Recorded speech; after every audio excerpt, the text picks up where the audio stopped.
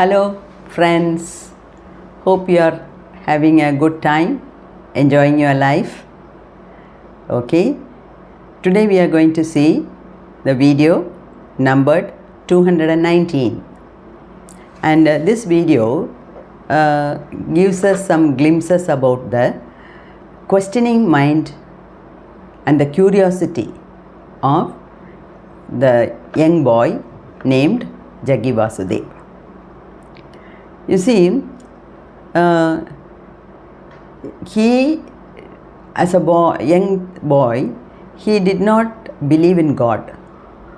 He refused to believe in God because he said, what I have not seen with my eyes, I will not believe in. And so what happened, when his parents, when his family as a whole went to the temple also, he refused to go inside the temple as a young boy, as a small boy. So his mother used to ask the person who is taking care of the chapels outside the temple to take care of this boy also. So the mother used to warn the chapel wala, it seems, be very careful about this boy. If you just turn this side or that side, he will run away. So please be extra careful about this boy. Just keep an eye on him. Let him be with you till we come back. You just make him sit here. That chapel wala also knew the boy. So he used to catch hold of Jaggi in one hand, and he used to make the transactions in just with another hand. Likewise, Jaggi, in his small young age, he never used to like to go to school. Instead of sitting in a very clean classroom, he would rather sit outside the school where there were gutters. So many small gutters were dug to allow the rainwater and the dirty water to go, isn't it? We used to have a lot of gutters, especially in the villages. Jaggi enjoyed sitting by the side of the gutter because in the gutter he could see a lot of animals like frogs, water snakes, this and that. So he was very fond of catching and playing with the reptiles, crawling animals and so on, rather than sitting in a boring classroom. So as a young boy also, he had his own ideas and concrete thinking capacities. That is what we have to appreciate. That's what I want to highlight here. And you see, as he was sitting outside the temple along with this chapel wala, he used to observe the faces of the people, it seems. See, when the people are entering into the temple, they are all going because their heart is laden with so many worries. And they are carrying fruits, flowers, coconuts and all to offer to God, and to also request God to give them the peace of mind and all other things. They are going to request God, and so they are carrying all these things.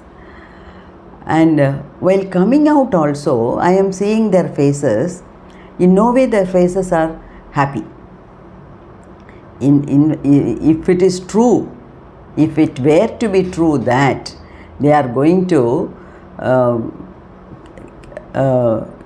meet the gods to get rid of their worries, at least when they come out, their mind should be free from worries. They should be happy. The faces must be happy, but they are not. While coming also, they are criticizing the gods. They are talking ill of the God. They say the God is partial, this and that. Compared to the people who come out of the restaurants, see, their faces are happy when compared to the people who come out of the temples. So he concluded that people are going to the temple, they are doing idol worship, they are offering so many things. And all these rituals are born out of human insecurity, and rather than the spiritual journey. It is not because of bhakti. It is not because of devotion they are doing all these things. It is because of the fear or greed, either one of that. They are afraid of their own life, so they go to God, or they are greedy, they want more and more, and so they go to the temple to ask for more. So this is his conclusion as a young boy. He thought all that we need is 4 limbs, 2 hands, 2 legs, and a few cells in the brain. There is no need to go to God for this. Like that he used to think, it seems. And see, India is a big country, and India is the place where you have the maximum number of gods. In the sense, the people have created nearly 30,000 and odd gods in India. Then how come half of the population in India is suffering in poverty? If all of us are so devoted, then nobody should be starving. So what is the meaning of going to the temple? Like that he used to say. He used to think, it seems, as a boy. And he, as a boy also, he never had the attachments within his family. He had 2 elder sisters, 1 elder brother, father, mother, grandmother, grandfather, and so on. But he never had any deep attachment towards anyone. And when he grew up, he behaved like the elder brother to his mother. Maybe because of his mental maturity, the mother identified the child like that, and so maybe she used to discuss with him all the things.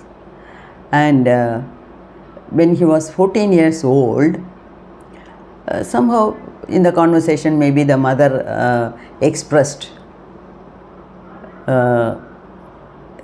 her concern and love towards the boy.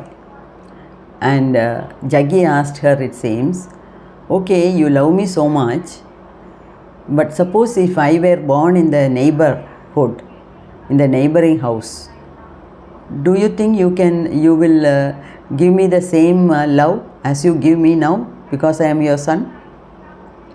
The mother was shocked, and she understood the broadness with which her son is thinking.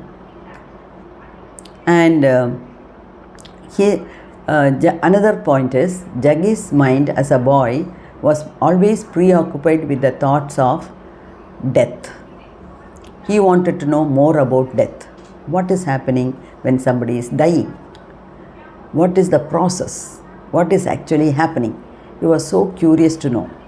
And as a young boy, he used to go to the cremation ground in Mysore in the night. And he used to sit there and watch, it seems, watching the dead body burning in an unsentimental way. That is, without any sentiments. He used to observe. Because he wanted to know more about the process of death and probably life after death, or what is happening to the body, and so on. And he was so desperate to know more about death, once he popped up a lot of sleeping pills from his father's clinic. But because at least when he is dying, he will know something about the death, the process. So he popped up a lot of pills, but after 3 days, he ended up in he woke up in his father's hospital. And his parents asked, what happened? What did you eat? What happened? Like that. He never told about eating 98 cardinal sodium tablets. Instead, he said, by mistake I ate some flowers of cactus, some poisonous plant. That's why it has happened like that. He just brushed it aside. And another thing which took place in his school days, that is, see, after the Dasara holidays, when the school reopened, his classmate, a girl by the name Sucharita, did not come to school at all. So these boys were giving proxy to her while the teacher was taking attendance. Then after 20 days, they came to know the bad news that Sucharita had died. Then Jaggi went in search of Sucharita's house, and he talked to her elder brother for a long time. Maybe he wanted to know how she died. And his brother mentioned that when she was in deathbed, she was murmuring the word Jaggi a few times. Maybe she wanted to say something about Jaggi, but the others could not understand anything, so they left it as such. So he just came back and he forgot about the incident. And after 30 years, when he became Sadguru and when he established this Isha Yoga Center, a girl came to see him in his ashram. And that girl had the same stature, size like Sucharita. And she used the same words, the mannerism, the language, some of the words which she used in the class earlier, the same words she was repeating here also. Maybe the way she talked was similar. And immediately Jaggi could understand, or the present Sadguru could understand, that it is the reincarnation of Sucharita who has come to see him in his ashram. So he was, as a boy, he was so curious to know, but he was so curious to know about death. And now he has mastered everything, he has learnt everything, and he has written a thick book on death.